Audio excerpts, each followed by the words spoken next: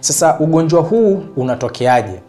Ugonjwa huu wa PID unatokea ikiwa una moja kati ya zile sababu hatarishi ambazo tumezitaja, una mojawapo, alafu moja katika ile sababu ikasababisha wewe ukapata maambukizi ya wale bakteria ambao ni Chlamydia trachomatis, lakini pia Neisseria gonorrhoeae.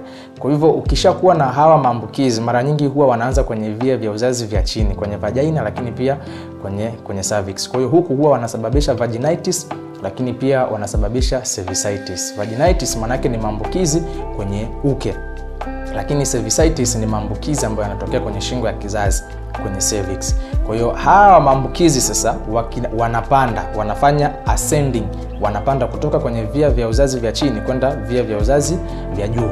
Wakishafika kwenye via vya uzazi vya juu, kwenye uterus pale, wakisababisha maambukizi pale, wewe unapata hali ambayo inaitwa endometritis, kwamba unakuwa umepata maambukizi kwenye uterus.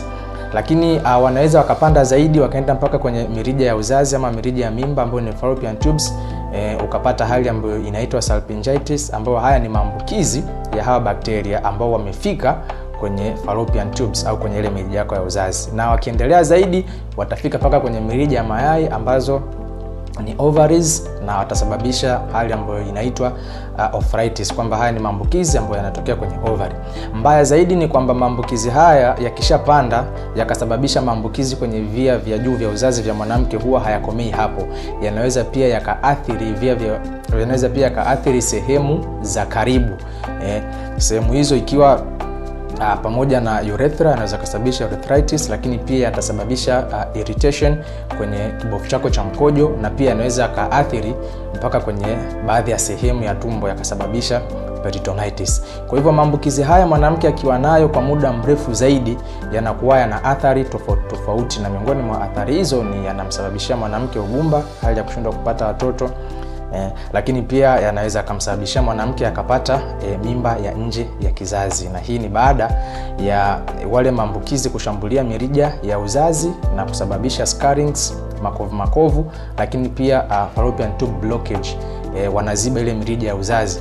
Kwa hivyo yai linakuwa linashindwa kutoka kwenye ovary au kwenye fallopian tubes kupita mpaka kwenye uterus. Kwa hiyo mimba inatungwa nje, hasa kwenye fallopian tubes.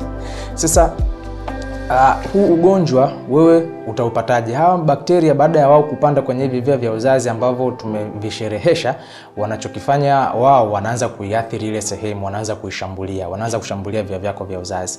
Na wakati bakteria hawa wanashambulia via vyako vya uzazi, mwili unaanza kupambana na hawa maambukizi, wanaanza kupambana na hizi bakteria, ambapo kinatokea kitu ambacho kinaitwa inflammatory response, inatokea inflammation.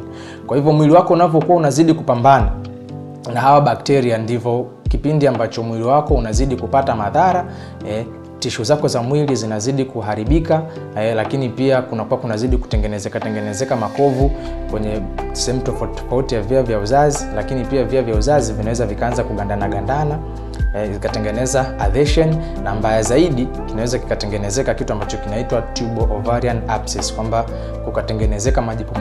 Aidha majipu haya yanaweza kutengenezeka kwenye fallopian tubes, kwenye mirija ya uzazi au kwenye ovary.